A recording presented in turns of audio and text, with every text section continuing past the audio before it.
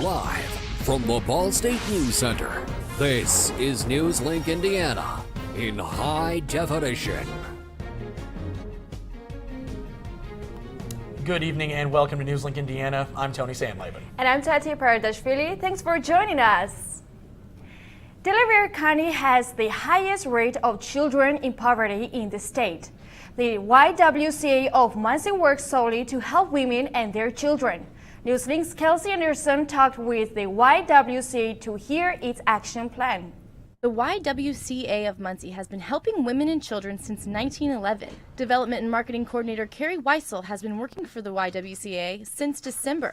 I knew it was an issue that our community has just because of the work that I do, but I didn't know the extent to that. The issue that Weissel is talking about is child poverty in Delaware County. And since 2011, this number has been rising. And now Delaware County is 11% above the state average. Because I was reading the article that you're referring to on Monday as I was eating lunch. So, that's not something that makes you feel good when, I'm not worrying about my next meal. In an Indiana Youth Institute video, President and CEO Tammy Silverman said 1/3 of Delaware County's children are in poverty. We asked why. Some folks in that area thought that might be. Some of those experts told us the high-paying manufacturing jobs have been replaced by lower-paying post-recession jobs. The numbers made Weissel rethink the way she is doing her job. It really kind of changes my focus, which could be right or wrong, but to focus more on the people that are needing our help rather than, I think, a lot of marketers focus on how do you just bring in the money. Research shows that children are in poverty because their parents can't get the resources they need. That's why the main focus of all the organizations in Delaware County is to connect the parents to those sources. In Muncie, Kelsey Anderson, NewsLink Indiana.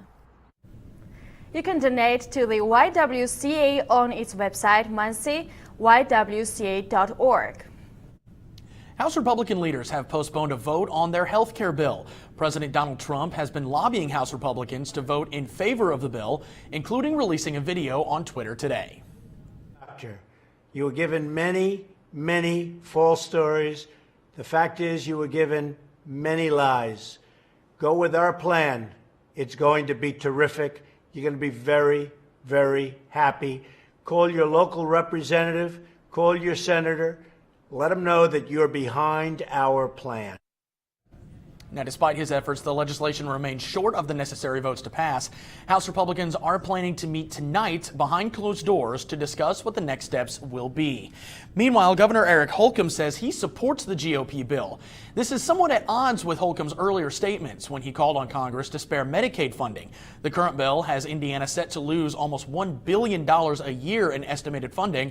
However, Holcomb's office said he is sending a letter of support for the measure to House Speaker Paul Ryan. A Chicago man is asking a judge to expunge his criminal record. Keith Cooper was convicted in 1996 for a robbery in Elkhart, Indiana, which involved a teenager being shot. Cooper was released from prison in 2006 and pardoned in February by Governor Eric Holcomb. His case gained national attention when former Governor Mike Pence declined the pardon during his campaign for vice president. Expungement of his case means his conviction would not show up on background checks. The leader of the group representing Indiana's power companies has publicly acknowledged that the growing popularity of solar energy does not currently pose a threat to utility profits. However, Indiana Energy Association President Mark Mussel said that lawmakers should move forward with a bill to give solar adopters an incentive. Republican Senator Brent Hirschman's bill will practice metering, which will allow solar panel owners to feed surplus energy to the grid for credit. Well, we've had another week of varying weather conditions here in Indiana, and here at Ball State, it's Severe Weather Preparedness Week. On Tuesday, the tornado sirens were tested to remind students what to listen out for in such an emergency. NewsLink Indiana's Adam Chowdhury is live in the newsroom to tell us more. Adam? Thanks, Tony. Even though we don't get too many cases of extreme weather in Muncie, Ball State makes sure that it's ready for any situation. In 2000, it set up the crisis management team, who deal with abnormal weather scenarios, amongst other things. Dr. Alan Hargrave is the chair of the team. if a tornado is going to be a direct hit on you, there's not much you can do, right? I mean, it's an act of nature. The best thing you can do is for people to do the smart thing, is that you go to the area where you are safest, which is away from windows. Interior corridors are a great place on a lower level, but certainly get away from plate glass windows and don't go outside and gawk at the clouds. When students first enroll at Ball State, they sign up for emergency text alerts, which warn people about severe weather conditions. Although students are content with this, some said that more could be done. Could just have us explain what would actually happen if it did happen. I feel like a lot of times we just do it just because the drill asks us to do it. You only get one training at the beginning of the year, then other than that, you have to hope you remember that kind of stuff. But I think as long as there's just a sign on everybody's door so that they can read over it when they move in, I think that would be acceptable. If you missed the emergency texts and emails this week, be sure to sign up as soon as possible. For more information, search Emergency Preparedness on the Ball State website. From the newsroom, Adam Chowdhury, NewsLink Indiana. Since the turn of the century, Indiana has experienced 4 tornadoes in over 16 years. Tony, we had such a great and warm day today. Yeah, we definitely did. Certainly didn't have to worry about any severe weather today or really throughout this week. David Kahn is with us at the weather wall to tell us a little bit more about this upcoming weather. David? That's right. It's been a really sunny day today. It's also been a little breezy, but as you can see from our live camera shot from the top of the Teachers College, it's a pretty beautiful day outside. Right now we have temperatures at 53 degrees with winds out of the south-southeast at 11 miles an hour. And coming up in weather, we'll have some more sunny skies tomorrow, plus an increased chance of rain over the weekend. Then I'll talk about how it's going to be warmer outside later on in your full weather forecast. But for now, we'll send it back to you at the news desk. All right, thank you very much, David. We have new information on the man who pulled off the London terrorist attack. That story after our break. And Keystone is back in the pipeline. Stick around to find out what's in its future. Oh! Checking your fantasy league? Nah, just my 401k statement. Nice. Where'd you find the money for that? I just been saving a little every month. I can't seem to save anything. Well, what about all this? What about the money you're spending? What money?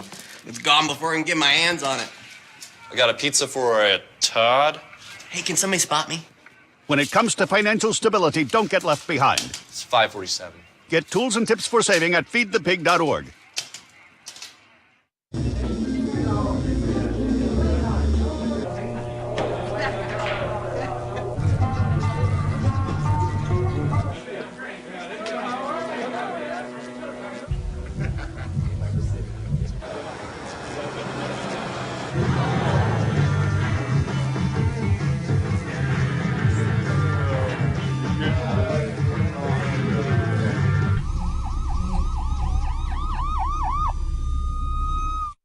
So I've come up with a family emergency plan. Great. What is it? It's difficult to talk about, so I'm not telling you. How will we know what to do? You won't. I'm so glad I won't have to remember anything. And me too. Thanks for this, sweetie. Talk to your kids about who to call, where to meet, what to pack. Visit ready.gov/kids for tips and information. Welcome back to NewsLink Indiana. The attacker in yesterday's terrorist attack in London was identified today as 52-year-old Khalid Massoud. The deadliest attack London has seen in 12 years left 4 people dead, including Massoud, and dozens injured. Riley Carlson has the latest on the investigation. This was an attack on free people everywhere. Prime Minister Theresa May speaks to Parliament in session Thursday despite a deadly attack the day before. Our resolve will never waver in the face of terrorism. MPs observed a moment of silence for those killed and injured, as did Scotland Yard. London and the rest of the UK determined to carry on. It's business as normal in London. British security forces carried out raids across the UK overnight with multiple people arrested. Met Police identified the attacker as 52-year-old Khalid Massoud. He mowed over pedestrians in front of Parliament before crashing into a gate. The driver stabbed and killed an unarmed officer, 48-year-old Keith Palmer, before being shot and killed by police. Witnesses described the scene. A black vehicle come at full speed and it ran over a few people walking on the road, and you could see people flying on the sky with the impact of the vehicle. And I looked over, and there were 2 or 3 people lying on the sidewalk. There was another group of 2 or 3 people in the same condition, and car parts on the road. In London, I'm Riley Carlson reporting. 7 people from yesterday's attack remain in the hospital in critical condition. The Trump administration is set to approve the Keystone XL pipeline project Monday, according to a senior U.S. official. The move reverses the Obama administration's decision to block the controversial oil pipeline and seals the deal on one of Donald Trump's campaign promises. The project will funnel oil from Canada to refineries on the Gulf Coast. Its approval follows years of debate over the pipeline and string opposition from local presidents and environmental groups. It's day 4 of Senate hearings for Supreme Court nominee Neil Gorsuch, and tensions seem to be on the rise. Today, Senate Democrats said they would filibuster Gorsuch's nomination, while Republicans threatened to use the so-called nuclear option to change Senate rules, which had Senate Minority Leader Chuck Schumer up in arms. To my Republican friends who think that if Judge Gorsuch fails to reach 60 votes, we ought to change the rules, I say if this nominee cannot earn 60 votes, a bar met by each of President Obama's nominees and George Bush's last 2 nominees, the answer isn't to change the rules, it's to change the nominee. If the Republicans do decide to use the nuclear option, Gorsuch would only need 51 votes to be confirmed. For now, 8 Democrats would have to vote in favor of him, and as of today, none have announced their support. March is National Women's History Month. Ball State has been hosting Women's Awareness Week at the end of the month since 1985. Women's Gender Study Program is excited to see more people get involved on campus. NewsLink's and Mary Toller has this story. On Ball State's campus for Women's Week. With events taking place till Tuesday, the Ball State Women's Gender Study Program has been hosting events to highlight gender-related issues across many fields and communities. Ashley Bingham, graduate assistant at Ball State for the Women's Gender Study Program, has spent much of her time organizing this week's events. She talks about how they have been able to make this week a success. Figuring out where the need is on campus and what we're not completely aware of, so what issues can we help with. A lot of that is some discovery of figuring out where on campus are the needs for certain things and how we can manage that. The other part of it is a lot of collaboration. We have a very vibrant campus here at Ball State, and that means we have a lot of people to work with. So we've been fortunate to work with the Multicultural Center, various academic programs, Make Life. It's a lot of fun. It's a lot of fun. And it lends up to raising this women's group. Jenny Schlutz, a junior at Ball State and part of the Women's Gender Studies 499 class, had to put together a capstone poster. The poster displayed their dream jobs and allowed them to see the women who work in those fields. Where we might want to go into one day. So I interviewed a couple social workers at Open Door Health Services, and they told me about what they do on a daily basis. Women's Awareness Week continues tomorrow from 12 to 2 on the second floor of AJ with the Women's Resource Fair in Muncie. I'm Anne-Marie Toller, NewsLink, Indiana. Women's Awareness Week continues with even through next Tuesday. It's been pretty chilly here in Muncie. After our break, we'll have your weekly weather forecast. And later find out Ball State's newest construction plans and more. Stay tuned. Can you help me with this? My new dad teaches me all kinds of stuff. Sure. He helps me with homework. That would be 3.6795. Thanks. Yep. He helps me with my decision making. I wouldn't use this one. Ever. And he's even teaching me how to drive. And that's why cars have bumpers. I'm learning so much. You don't have to be perfect to be a perfect parent. Thousands of kids in foster care will take you just as you are.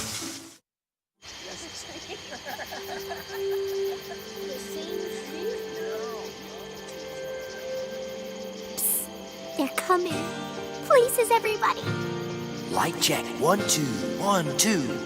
Everything looks good on our end. lights. Come alive with the forest. Visit discovertheforest.org to find a forest near you.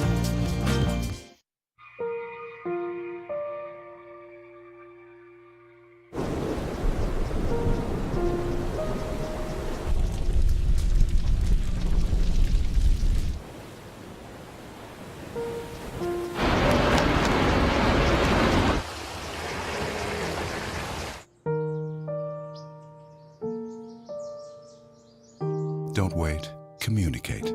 Make your emergency plan today.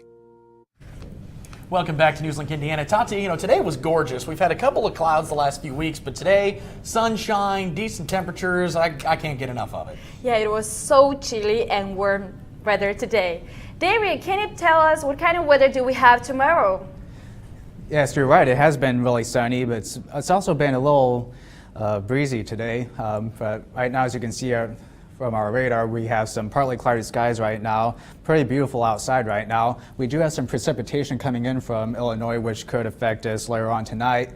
Quick look at our almanac. We had a high of 53 degrees, which is 1 degree above our average of 52. Then we also had a low of 26 degrees, which is just under our average low of 33 degrees.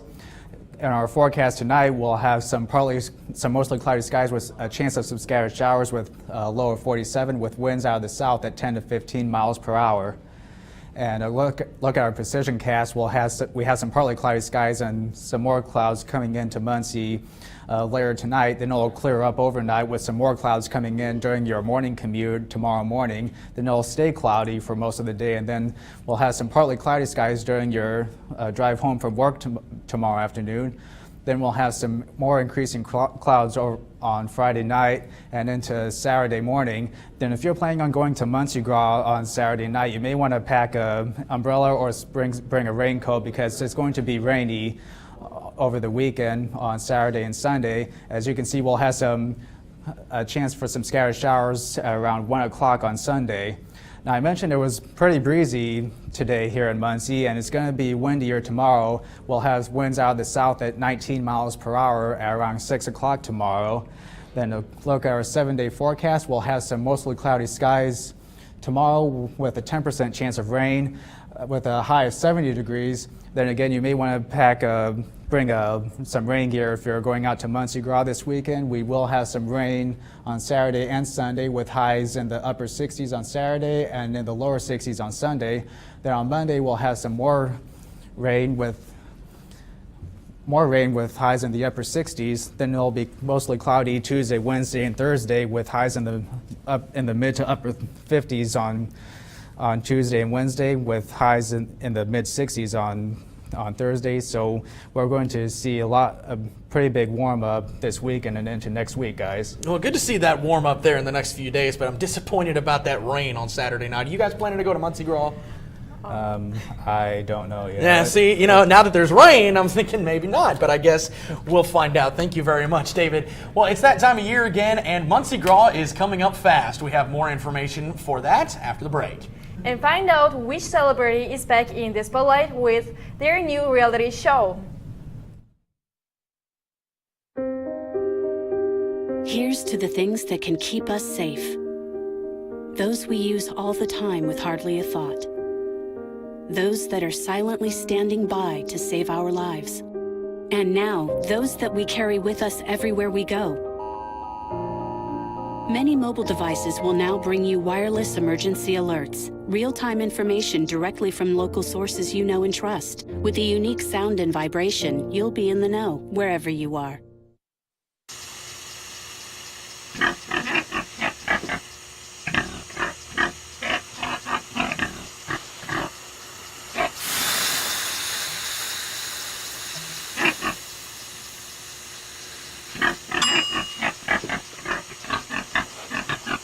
Cook foods to the right temperature using a food thermometer. 3,000 Americans will die from food poisoning this year. Keep your family safer. Check your steps at foodsafety.gov. So, I got this new family, and I don't know what it is about this one, but she can't seem to put down that toy all day long. Tap, tap, tap, tap. Oh, and she even talks to it. She talks to that more than she talks to him. What's up, bro? Nice shirt. Who's she talking to? Her mom? She talks to her mom a lot. You wanted to be a teacher when you were little, but things changed. Teaching didn't seem that cool anymore, so you decided to become something else. But what would your 12-year-old self say? Amazing things are happening in teaching, so it's time to put it back on your list. Don't try to convince yourself otherwise. You had it right the first time.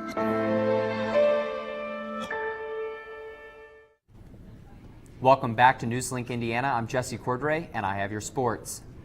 Ball State men's baseball team is on the road after losing to Purdue University yesterday with a score 4-16. The men's baseball team returns to the field Friday, Saturday, and Sunday, where they are set to play Kent State University. Friday's game will start at 3 o'clock, and Saturday and Sunday both will begin at 1 o'clock. In their home opener, the Lady Cardinals softball team won yesterday afternoon in their game against Butler University. The Lady Cardinals won 10-2. Ball State's Madison Lee hit 2 home runs in the contest, her first 2 home runs of the season. The Lady Cardinals are traveling to New York, where they will play at the University at Buffalo Friday afternoon at 1 o'clock and Saturday morning at 9. On Friday, Ball State men and women's tennis teams are headed to Western Michigan University. The women's team will start at 12 and the men's team will start at 1 o'clock. After their matches in Michigan, the Lady Cardinals tennis team will travel to Northern Illinois, where they will play the Northern Illinois Huskies starting at 1 o'clock in the afternoon. After the men's match in Michigan, the men's team travels to the University of Toledo, where they are set to play the Toledo Rockets. This match is scheduled to begin at 1 o'clock. Tonight, Ball State's men's volleyball team is in action against McKendree in Lebanon, Illinois. Tonight's matchup will begin at 7 o'clock. On Saturday, the men's Ball State volleyball team will travel to Ohio, where they will take on the Ohio State Buckeyes starting at 7. The new Earl Yestermeyer Golf Center is now under construction. This afternoon, Ball State University broke ground on the new 6,400 square foot facility that will house practice facilities for both men and women's golf. The project is named in honor of Earl Yestermeyer, a longtime golf coach at Ball State. The athletic department says it will keep Ball State competitive, which his family says will honor him. I'm proud of it. He was a great man for this university. He loved this university, and the university, showing their love back to him. It helps with recruiting because now people can say we can practice year-round. We have a great place. We also have nice locker rooms. It just makes our golf programs more competitive in the MAC, and also when we recruit nationally. The building will house 2 indoor hitting bays, a hitting simulator bay, a 2,200 square foot putting and chipping area, locker room facilities, as well as meeting and office space. It is expected that the construction will be completed in December, a very nice addition here to Ball State athletics. Always good to see the athletic programs getting a chance to kind of improve their programs both in talent and also with some facilities. Awesome, cool. Absolutely. Story. It's a great story. The new Disney movie is raking in the big bucks. We'll look into that more after the break. And everybody grab your beads and get ready for to tease because Muncie Gras is back in town. That story is next. Hey, did you know 2.4 million loving cats and dogs in shelters and rescues need our help to find a home? Let's go to theshelterpetproject.org and meet if you are in a shelter near you. Harlow, oh, she's one great listener who loves to hear all your stories. My kind of cat. Cerulo is a sweet, goofy boy who's eager to please. Sounds just like another dog I know. So go to theshelterpetproject.org, search your local shelters and rescues, and go for a cuddle with your next best friend. Adopt. Sure, I look cute now, but when my owner lost his job, it was rough. I was living on the street, and one night, me and this Cocker Spaniel got into it so bad, I wound up looking like an ice cream cone. I cried a little bit, but thankfully I got rescued, so I'm running, I'm jumping, all back to my old self. And I'm ready to give unconditional love, even if you put a lampshade on my head.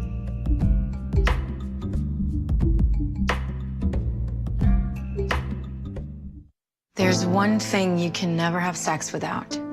It's not something you buy. Or something you take. In fact, there's only one way to get it.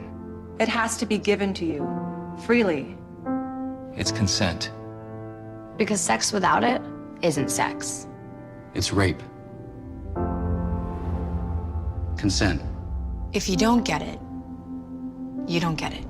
It's on us to stop sexual assault. Learn how and take the pledge at itsonus.org.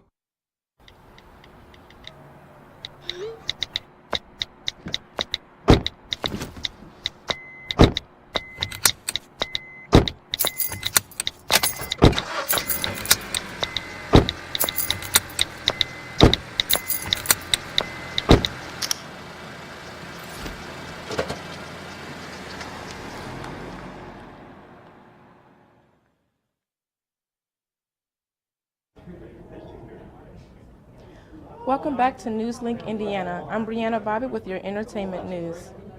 Muncie Gras, the biggest party of the year, will take place in the streets of downtown Muncie this coming Saturday. The event is open for those over 21 to eat, drink, and enjoy the live entertainment. Along with that will also be a first ever parade, which is open to people of all ages. We're actually starting on campus, which is different for, most of the parades that we do start at the high school and they go around downtown, or like the homecoming parade starts down here and goes to campus. But I don't know that I've ever been involved in a parade that actually started on campus. So there's a parking lot on Riverside between Dix and Dill Street that they've used to stage some equipment and that kind of stuff. Ball State gave us permission to do our lineup there. So we'll start there at 4:30 and travel down Riverside and up to Reserve, sort of the back way into downtown. If you don't know how to get downtown that way, it's a good way to know. It's just sort of a quieter way to get in, I guess. It will take place from 6 p.m. to 2 a.m. Tickets are $15 in advance and $20 at the gate. Lindsay Lohan is back and ready for a fresh start in Hollywood.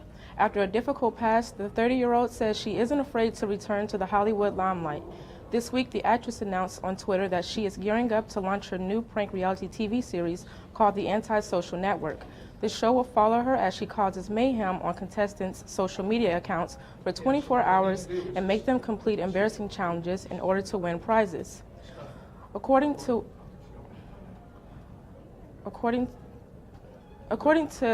Entertainment Weekly, the Anti-Social Network is currently being shopped around to several networks. If the show gets picked up, it will mark a return for Lohan on the small screen. Disney's live-action remake of the 1991 animated film Beauty and the Beast made over $350 million this weekend at the worldwide box office. The total exceeded what people in the industry expected, and it broke the record for the biggest box office opening in March. The record had been held by last year's opening of Batman vs. Superman: Dawn of Justice. It's also the best opening of the year so far. This record is good news for Disney since the movie had $160 million production budget. There will be a film screening held here at Ball State of the motion picture Addicted that was produced by alumnus Tom Bryan.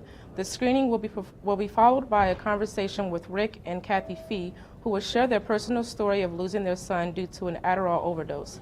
So far, the film has won a number of film festival awards, including the Audience Choice Awards at Kansas City. The screening will take place March 30th at 6 o'clock in room 175 at the Arts and Journalism Building. For more details, contact the Miller College of Business. That's all for you, the entertainment news. Back to you at the studio. All right, thank you very much, Brianna. David, let's get one final look at weather. Sure, it's going to be cloudy this weekend with some rain showers coming in on Saturday and continue on from Sunday until Monday.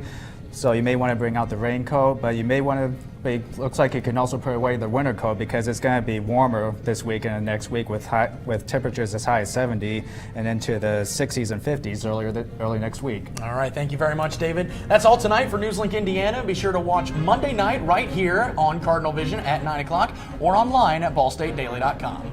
And be sure to like us on Facebook and follow us on Twitter. Have a good night.